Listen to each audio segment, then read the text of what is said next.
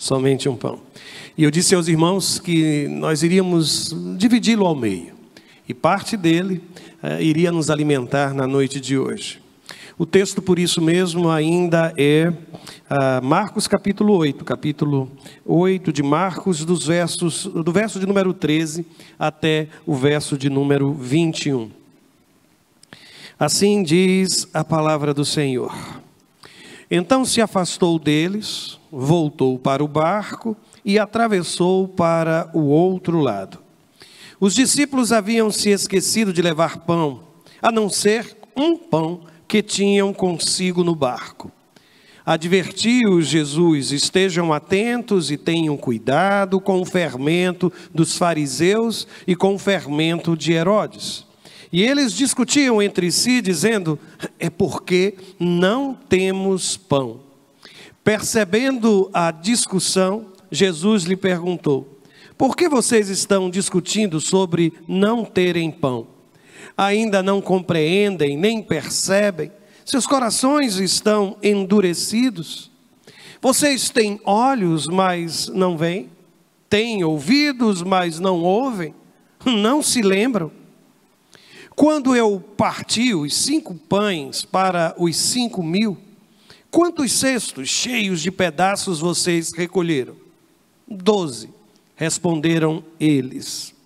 E quando eu parti os 7 pães para os 4.000, quantos cestos cheios de pedaços vocês recolheram? 7, responderam eles. Ele lhes disse: vocês ainda não entendem? Eu quero fazer 3 destaques à palavra da manhã de hoje. Não farei mais que isso, até porque eu quero incentivar você que não esteve no culto pela manhã, não acompanhou o culto online, não celebrou online o culto conosco, a fazer isso. Depois você vai fazê-lo com detalhes. Mas me permitam, como eu disse, fazer 3 destaques à palavra da manhã de hoje. A primeira delas é um reconhecimento. É quase que uma declaração, é quase que uma expressão de consagração. Nós descobrimos hoje pela manhã, nós reconhecemos que as nossas emoções precisam estar sujeitas à direção do Espírito Santo. Percebemos o quanto elas interferem em nossas atitudes, em nossas escolhas. Em um segundo momento, nós estivemos trabalhando com uma outra verdade e percebemos como é importante separar aquilo que consideramos essencial, aquilo que de fato é essencial, daquilo que é valioso. Reconhecemos que existe uma grande distância entre o importante e o essencial. Lembram-se disso? E finalmente um terceiro destaque. E qual é ele? Afaste-se de toda forma de hipocrisia e de toda sede pelo poder. Nós percebemos que isso funciona como fermento, acaba levedando toda a massa e de repente corrompendo aquele compromisso de santidade para com Deus. Mas hoje me permitam começar dizendo que a palavra de Deus, ela não se adivinha. Deus não deu a ninguém o dom de prognosticador, de adivinhação. Nem mesmo os profetas são considerados assim no texto sagrado. O profeta, ele estabelece o juízo de uma instituição, de um povo, em relação ao seu presente, aquilo que foi a marca deixada pelo pecado, e projeta as consequências disso na vida de seu povo. Não é, portanto, saudável tentar identificar aquilo que Deus quer, como se estivéssemos adivinhando, atirando a esmo, tentando identificar sem perceber que a palavra de Deus, ela é revelada, ela não é adivinhada. É fruto de um momento de contrição, é fruto de um momento de quebrantamento diante de Deus. E para mim há um momento naquele texto de Marcos 8, que eu diria extremamente significativo. Deixe-me voltar a atenção sobre ele. O texto do capítulo 8, nos versos 15 e 16, diz assim: advertiu-os Jesus, escutem a palavra pronunciada por Jesus: estejam atentos e tenham cuidado com o fermento dos fariseus e com o fermento de Herodes. Agora vejam o esforço de interpretação teológica das palavras de Jesus. Aquilo se transforma numa discussão entre os apóstolos. E aí a Bíblia diz que eles discutiam entre si, dizendo: é porque não temos pão. É provável que ao longo de sua vida você já tenha passado por alguma situação assim. Fez algo de errado, chega em casa e parece que todo o olhar que é dirigido a você pela sua mãe, pelo seu pai, pelas pessoas que lhe conhecem, apontam para aquilo que você insiste em esconder. A sensação é de que todos sabem. Na maioria das vezes ninguém sabe, mas a sua consciência parece apontar nessa direção. Eu não sei se você observou, mas eles estavam carregando uma sensação de culpa. Eles haviam esquecido de levar o quê? De levar o pão. Aí imediatamente Jesus fala sobre fermento.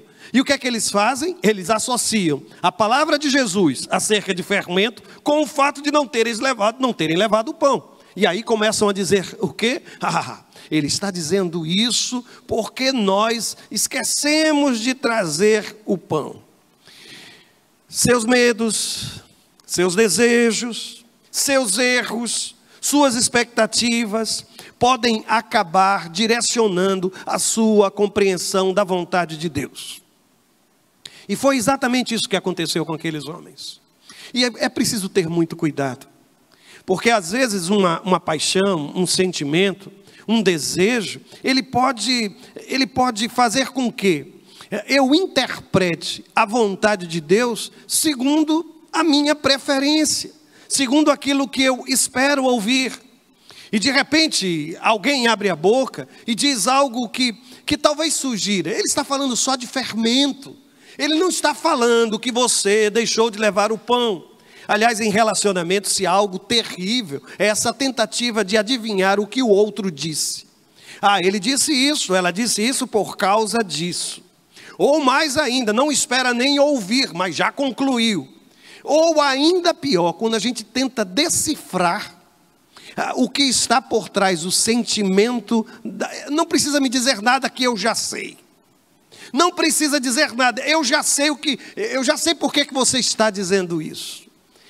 Na relação com Deus, também não pode ser assim. E é por isso que eu volto a dizer, tenha muito cuidado. Palavra de Deus, vontade de Deus, desejo de Deus, a gente aprende abrindo a palavra, lendo o que está escrito, com os joelhos dobrados diante do Senhor. E mesmo quando Ele diz algo que é contrário ao meu desejo, eu preciso ter discernimento espiritual e colocar a vontade de Deus como soberana na minha vida. Por isso, tenha muito cuidado, porque nem sempre, quando Deus fala sobre fermento, Ele está falando a você que esqueceu de levar o pão. Eu vou mais longe. Na igreja primitiva, um grande problema, logo no início da vida da igreja, foram os profetas que se levantavam e falavam em nome de Deus. A instituição, ou a procura pela fixação de um cânon, aliás, quem primeiro fez isso foi até um herege chamado Marcião, mas veio exatamente desta preocupação, identificar aquilo que era a tradição dos apóstolos, porque alguém se levantava e começava a dizer coisas que Jesus nunca disse, proferindo discursos no meio da igreja, sustentando doutrinas que Jesus nunca ensinou. É por isso que João, o último, provavelmente aquele que faleceu em idade mais velha, talvez sugerem até o ano 90 do primeiro século. Ele, preocupado com isso, escrevendo à igreja, disse o seguinte: meus amados, não creiam em qualquer espírito, mas examinem os espíritos para ver se eles procedem de Deus. Pode parecer estranho, como é que eu vou examinar? Como é que eu vou examinar aquilo que é espiritual? Não há nada de tangível, não há nada de concreto, como é que eu posso fazer isso? É por isso que eu volto a insistir, tenha muito cuidado. Porque discernimento da palavra é coisa muito séria. Cuidado quando você associar a uma palavra que ouviu a expressão é de Deus. Com a expressão é de Deus não se brinca, é coisa séria. É por isso que aquele tumulto que aconteceu lá no barco foi resultado disso, de alguém que, porque não levou o pão, ouviu Jesus falar de fermento, associou aquilo à falta do pão e disse: não, ele está falando por causa disso. E há quem faça isso com oradores, com pregadores, com pai, com mãe, com marido, com esposa, com pai, com filhos. Nós precisamos ter muito cuidado, especialmente em relação à palavra do Senhor. Mas o interessante para mim nesse texto, e eu confesso que debrucei-me sobre ele por diversas vezes, foi constatar que em meio àquela situação, em meio àquele debate teológico, dentro do barco, Jesus simplesmente dispara uma série de perguntas. Eu contei, na verdade, 8 perguntas são feitas por Jesus. Parece que em alguns momentos nós precisamos ser confrontados. E sinceramente eu gosto quando Deus dispara perguntas na minha direção. Eu me lembro de Jó, quando várias perguntas foram feitas: onde é que você estava quando o mundo foi criado? Eu gosto de Romanos, quando pergunta quem foi que conheceu a mente do Senhor. Eu gosto quando eu sou inquirido, porque na maior parte das vezes, quem faz as perguntas sou eu. Mas como é bom quando Deus me confronta e me pergunta, e coloca diante de mim algumas questões que na verdade sou eu quem preciso encontrar respostas, ou no mínimo parar para refletir. E aqui, deixe-me lhe mostrar, eu fiquei extremamente tocado. E começa tudo no capítulo de número 8 de Marcos, mas no versículo de número 17. A primeira parte deste versículo traz a primeira pergunta. Percebendo a discussão, Jesus lhes perguntou: por que vocês estão discutindo sobre não terem pão? Eu gosto, porque Jesus ele pergunta o porquê da discussão. Ele certamente sabia o que é que estava em torno disso. Ou você tem dúvidas que Jesus não sabia da inquietação daqueles homens? Claro que sabia. E de repente ele olha para aqueles apóstolos e diz: eu não estou entendendo. Por que que vocês estão aqui discutindo sobre não terem pão? Eu fiquei pensando sobre isso horas e horas. E sabe, eu fiquei imaginando que por trás desta palavra de Jesus, e desta pergunta de Jesus, está uma constatação que tenho feito ao longo do ministério pastoral. Às vezes eu me deparo com casais que estão discutindo, que estão com problemas, que estão em dificuldade, e eu pergunto: por que vocês estão discutindo? Ou como foi que começou essa discussão? Querem saber a resposta? Pastor, eu nem sei, mas eu sei que a coisa não está bem. Sabe o que é que eu quero lhe dizer? É que quando nem vocês sabem o porquê da discussão, não vale a pena continuar discutindo. É por isso que a primeira coisa que Jesus faz é lhe perguntar: mas por que você está discutindo? Você está conversando tanto, mas o que está acontecendo? O que está por trás disso? Notem que ele não trabalha com a discussão, mas com a motivação, com o que está por trás. Porque às vezes o problema não é o problema. Será que eu me fiz entender? Às vezes o problema não é o problema, é o que está por trás dele, é um motivo. Às vezes inconsciente, às vezes um motivo que está em silêncio, às vezes é um desconforto, às vezes é alguém que está chateado, e você pergunta: o que você tem? A criatura lhe responde: nada. Mas com aquele nada ela está encobrindo um tudo. Não estou bem. Simplesmente isso, eu não estou bem. É por isso que eu quero lhe dizer que às vezes Jesus olha para mim e para você, Deus olha para mim e para você, e você está angustiada, você está angustiado, carregando inúmeras questões, e Ele só lhe pergunta: mas por que você está assim? Você consegue discernir o que é que está por trás disso? Por que você está tão irritado ultimamente? Todo mundo está falando da sua irritação, mas eu hoje estou aqui para lhe perguntar: o que é que está por trás disso? Por que você está tão sem paciência? Por que todas as pessoas à sua volta precisam conviver com o seu temperamento explosivo? Ou quem sabe, por que você está tão calado? Por que esse silêncio? O que é que houve com você? Jesus, ele busca a motivação primeira, e isso para mim faz uma enorme diferença. Mas naquela série de perguntas disparadas por Jesus, aparecem duas outras, ainda no versículo 17. A segunda parte, ele olha para os apóstolos e diz assim: ainda não compreendem, nem percebem. Seus corações estão endurecidos. Vou fazer um destaque aqui, aliás, 2 destaques. O primeiro, em relação ao ainda não. E o ainda não, para mim, tem a ver com o tempo. Será que até agora? Ainda não, sabe? E o segundo momento, quando ele fala dos corações endurecidos.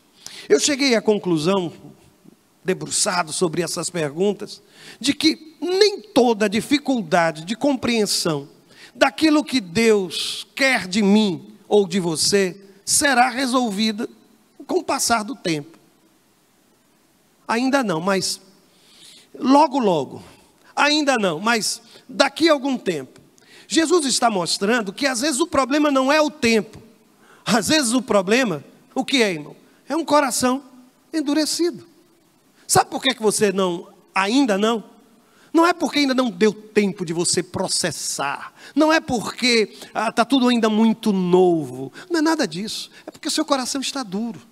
E coração duro não entende absolutamente nada da voz de Deus. Deus fala com gente de coração quebrantado. Deus ouve a oração de um homem, de uma mulher cujo coração está quebrantado. Por isso eu vou lhe dizer, olha, os meses poderão se passar. Anos poderão se passar, mas enquanto o seu coração estiver endurecido, você não vai entender, não vai compreender. Não é uma questão de tempo, é uma questão de quebrantamento. E lá está Jesus, conversando com os seus apóstolos e desafiando, mostrando que o problema é profundo, não é superficial, não é uma questão cronológica, mas é uma questão espiritual. Mas eu continuei a ler as perguntas e me surpreendi também no versículo 18, na sua primeira parte, porque até parece que Jesus está usando as mesmas palavras usadas para falar dos ídolos, porque ele olha para os apóstolos e diz assim: vocês têm olhos, mas não veem, têm ouvidos, mas não ouvem. Eu não sei o que é que lhe chamou a atenção nessas 2 outras perguntas, mas eu vou dizer o que me passou a alma. Você já percebeu que 2 vezes há uma espécie de troca de palavras? Notem, tem, mas não. Tem, mas não. Você conhece gente assim? Que tem, mas não. Tem, mas infelizmente o ter tempo, ter olhos, ter ouvidos, ter coração, é tão insensível, que isso não significa absolutamente nada. Sabe qual foi a conclusão que eu cheguei, irmãos? Eu não sei quantos de vocês já se depararam com um corpo morto.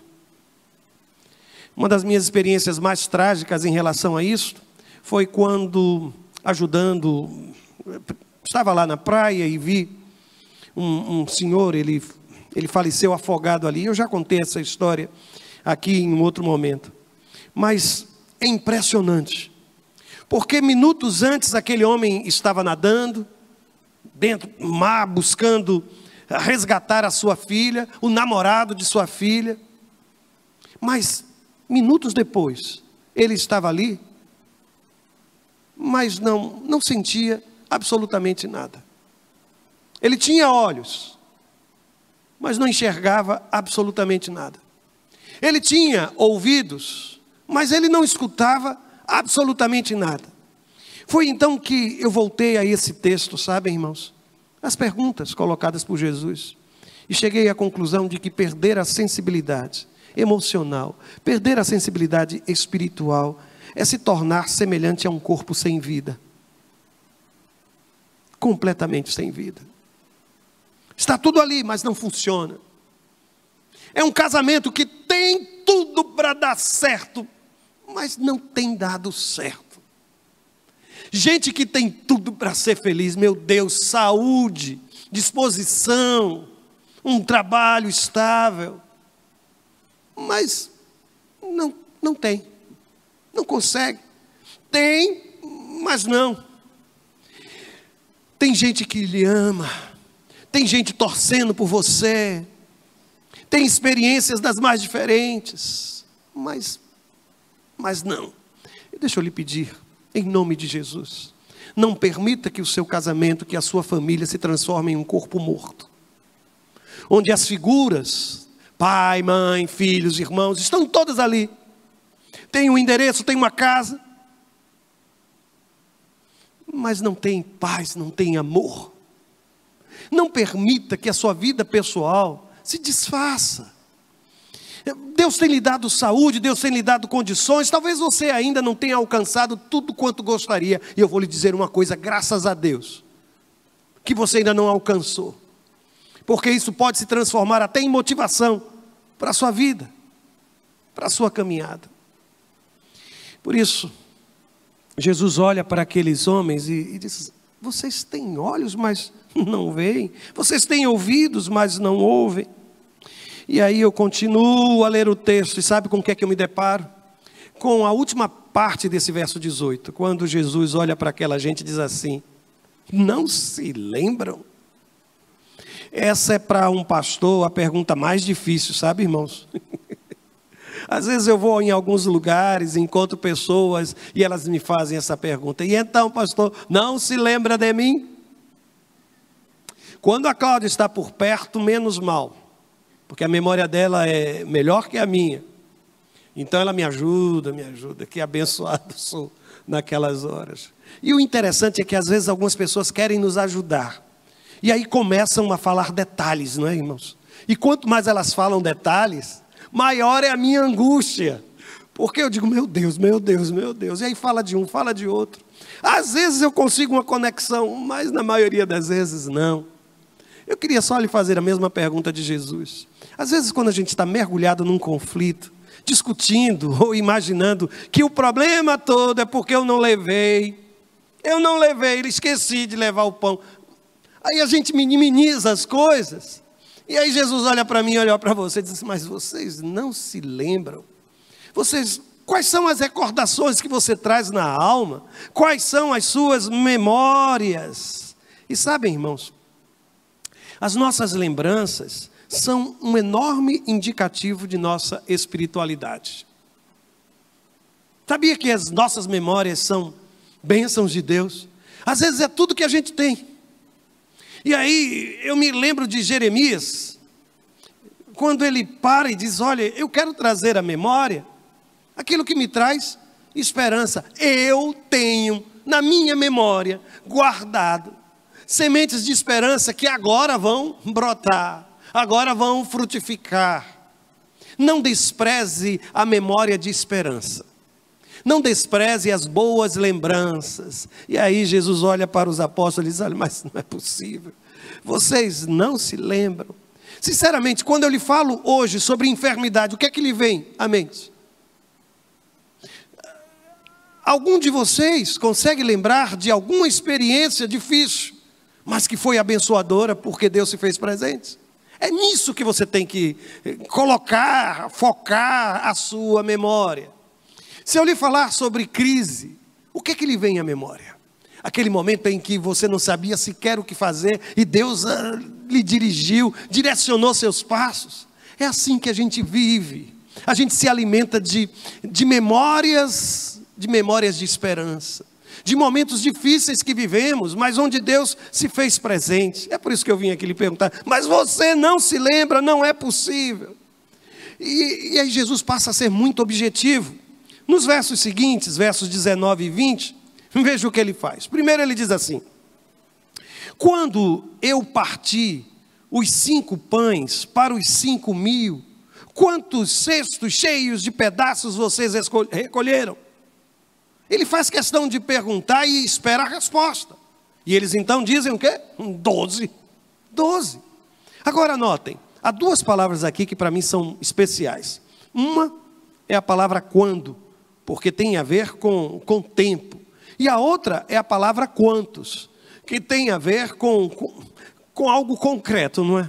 Com quantidade, com números. Tá. Mas ele não fica somente nisso. Aí ele diz: olha, esse foi o primeiro dos milagres, da multiplicação de pães. Vocês estão conversando tanto sobre pães, será que vocês não se lembram? que no capítulo 6, eu multipliquei pães, eram 5 pães, 2 peixes, uma multidão, 5.000 pessoas, e todos se alimentaram. Vocês não se lembram? Aí Jesus vai adiante. Existe um outro momento, e aí ele diz assim: e quando eu parti os 7 pães para as 4.000, quantos cestos cheios de pedaços vocês recolheram? E Jesus espera novamente a resposta, e a resposta vem: 7. 7. Conseguem ver as mesmas 2 palavras do verso anterior? Lá em cima, quando? Logo depois, quantos? Vocês conseguem então entender o que é que Jesus está dizendo?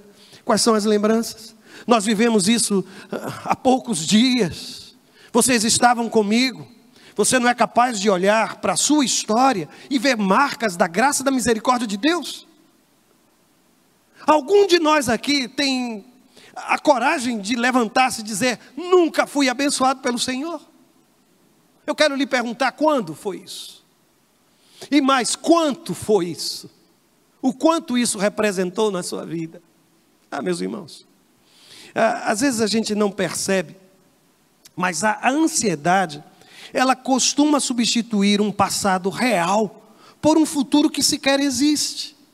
Lá estavam eles, preocupados porque não levaram pão, e agora o que é que nós vamos comer?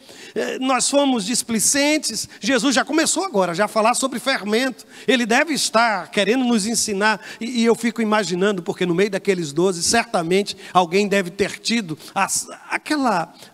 aquela saída, não é, de colocar sobre o outro a responsabilidade de ter comprado o pão. Mas hoje não era o meu dia. Hoje era o dia de Pedro, hoje era o dia de Tiago comprar pão. Está vendo, Tiago? Você sempre se esquece. Foi culpa do Tomé, foi culpa do Bartolomeu. Não adianta ficar calado. Você não falou hora nenhuma, mas foi você. Eu fico imaginando essas cenas. Meus irmãos. Mas é aqui que eu penso, que na hora da ansiedade, nós substituímos um passado real, em que Deus se fez presente, em que Ele foi misericordioso, por um futuro que às vezes nem acontece. Você provavelmente já passou noites sem dormir, preocupada, com coisas que nunca aconteceram.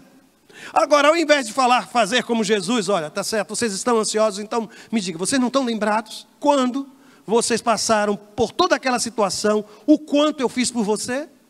Você também não está lembrada que quando tudo aquilo aconteceu, o quanto Deus se fez presente? É isso que Deus quer de mim e de você. Não permita que um futuro que ainda não existe, que a sua ansiedade na hora de projetar, ela é cruel, porque ela nunca projeta esperança, ela só projeta dor. Ela nunca projeta sucesso, vitória, ela só projeta derrota. Porque a ansiedade quer acabar com a sua expectativa, a sua disposição, o ânimo de viver. Não permita isso, não permita isso. Aliás, se você gosta de matemática, eu fiz aqui algumas, está aí. Primeiro, observe, o que foi que ele disse? Vocês não se lembram que eu tinha 5 pães e tinham 5.000 pessoas para se alimentarem? E o que foi que eles ganharam? Vocês acham que foi aquilo ali? Todos eles foram saciados, e a Bíblia diz que eles comeram até fartar. E depois que comeram até fartar, ainda sobrou. Vocês não se lembram? Houve um segundo momento, em que ao invés de 5 pães, eram 7 pães. E tinham ali 4.000 pessoas. E você pensa que foi aquilo ali que foi entregue a cada um? Não. Eles comeram até ficarem saciados. E depois ainda sobrou. E se você é uma pessoa tão pragmática, deixa eu lhe dizer, vocês estão agora preocupados discutindo por causa de pão? A gente tem um pão, mas só temos aqui 12. Não é possível, não é, irmãos? Às vezes quando a gente desce a detalhes, a gente fica imaginando, que incredulidade é essa, não é? Quando se tinha 5 para 5.000, quando se tinha 7 para 4.000, Deus fez, Deus operou, Deus agiu, não faltou, sobrou. Agora que é um pão, só são 12 homens, vocês ainda estão preocupados. Deixa eu lhe dizer, esquece isso. Esquece isso. Porque a matemática de Deus, ela é completamente diferente. Na matemática de Deus, todos esses resultados são diferentes, os resultados. Porque quando Deus, ele entra na minha história e na sua história, quando Ele age com providência, quando Ele mostra caminhos, esqueça tudo que você aprendeu de matemática. Você vai olhar e vai dizer, mas como foi que eu paguei? Não sei. Mas como foi que deu tempo? Não me pergunte. Mas como foi que eu me lembrei da... Não me pergunte, porque isso é coisa de Deus na minha vida e na sua vida. E aí Jesus, no versículo 21, que foi o último verso que lemos, ele faz a última pergunta. Jesus olha para eles e diz assim, vocês ainda não entendem? E eu comecei a me perguntar, meu Deus, o que é que eu ainda não estou entendendo? O que é que está acontecendo comigo? O que é que está acontecendo com aquela ovelha que eu conversei? Por que essas coisas todas? Qual é o teu propósito nisso? Qual é, meu Pai? Por que será que a gente tem tanta dificuldade de entender a manifestação do teu poder nas nossas vidas? Por que nós não entendemos, Senhor? Por que não compreendemos? Eu hoje desafio você a perceber que a única maneira de alcançar aquilo que você deseja é entregando tudo que você tem nas mãos de Deus. Quer ver 5.000 pessoas sendo alimentadas? Quer ver 4.000 pessoas sendo alimentadas? Entregue 5 pães. Entregue 7 pães, que é bastante. Mas nada vai acontecer enquanto você ficar retendo. É tão pouco aquilo que você está retendo. Eu vou lhe dizer, não vai dar. Se você quiser continuar tentando resolver os seus problemas com os seus 5 pãezinhos, com os seus 7 pãezinhos, sabe quando é que você vai conseguir resolver o seu problema? Nunca. Mas no momento em que você disser, Senhor, está aqui, tudo está nas tuas mãos, eu não tenho mais nada, tudo está nas tuas mãos. Aí você vai perceber que 5 pães são bastantes na mão de Deus. Nas minhas mãos, irmãos, não significam nada, mas nas mãos de Jesus, 5 pães e 2 peixes, 7 pãezinhos. E eu não sei se você se recorda, um dia eu já disse isso aqui, que a palavra pão ali, é a palavra para o pão de cevada, que era o pão da pessoa mais pobre, era o mais barato que tinha. E Jesus trabalha com aquilo, e Ele traz saciedade a todos nós, irmãos. Por isso deixa eu lhe dizer, enquanto você ficar, se agarrando a essas coisas, enquanto você ficar achando que você é a pessoa mais rica do mundo, porque no meio de famintos você é o único que tem 5 pães e 2 peixes, nem você nem ninguém saberá o que é que significa a graça, a misericórdia e o poder de Deus. Mas eu continuei a pensar, meu Deus, o que é que eu não estou entendendo? É simples, irmãos. Aquilo que Deus faz não se transforma em explicação, mas em testemunho. Todos os milagres de Deus, todos os milagres de Jesus nos evangelhos, pode observar, eles não terminam com a palavra de explicação. Olha, e o Senhor então abriu os olhos do cego, porque Deus tem o poder de fazer com que, aí eu não sei nem dizer, as partes do olho e não sei o que, e da retina, não é explicação não, irmãos, é testemunho. É como aquele cego de nascença que diz, olha, eu não sei explicar nada, mas uma coisa eu sei, eu era cego e agora eu estou vendo. Sabe essa sua mania de querer racionalizar as coisas? Você tem perdido tanto de Deus por causa disso. Sabe essa mania de você querer explicação para tudo? Você tem perdido tanto, por causa dessa mania, de você querer colocar tudo que Deus faz nas suas caixinhas. Caixinha disto, caixinha daquilo, caixinha... Quando não se acomoda, aí você simplesmente descarta. Não é para ser explicado, irmãos, é para ser testemunhado. E aí você vai chegar em casa e vai dizer, mãe, pai, onde você estava, meu filho? Tinha uma multidão acompanhando Jesus de Nazaré e eu estava lá no meio. Mas 3 dias se passaram e você não voltou. O que foi que você comeu? Mãe, a senhora não imagina. Chegou uma hora que a minha barriga estava vazia e eu já estava sentindo dor de fome. E aí, meu filho, o que foi que aconteceu? Mãe, não tinha nada ao nosso redor. A gente estava no meio de uma região totalmente deserta.